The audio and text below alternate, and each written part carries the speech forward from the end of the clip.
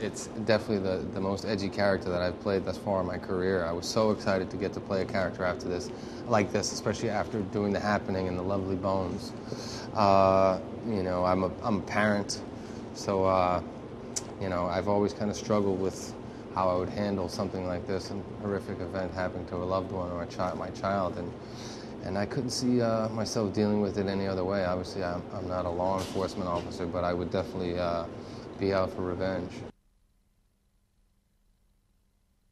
You know, going into it, the first thing I wanted to talk to the director, John Moore, about was that I didn't want it to be this kind of one-note guy, and the fact that he's driven by emotion is it just means a lot to me, and he's not the kind of guy who's doesn't like to speak. I get to raise my voice. I'm in people's faces. Whatever I have to do to get the information that I'm looking for, right, I will do, and I like that. We came up with some very interesting ways to get that information.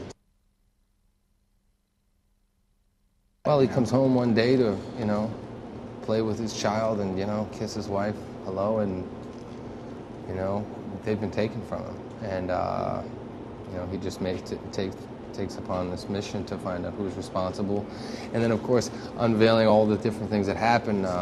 His wife was working for a pharmaceutical company, and he never thought to even investigate that avenue. It was the furthest thing from his mind. These were like people that were like family to him, and her especially. This was a guy who was, he couldn't be any happier, and then his whole world came tumbling down once he lost his loved ones. I mean, he had nothing to live for, other than the fact that he wanted to find out who was responsible and deal with them accordingly. And then after that, hope to rejoin his family, because he still has hopes that there's a better place after this life. But no, he's a good guy at heart. But you strip a man of everything that's important to him. Watch out.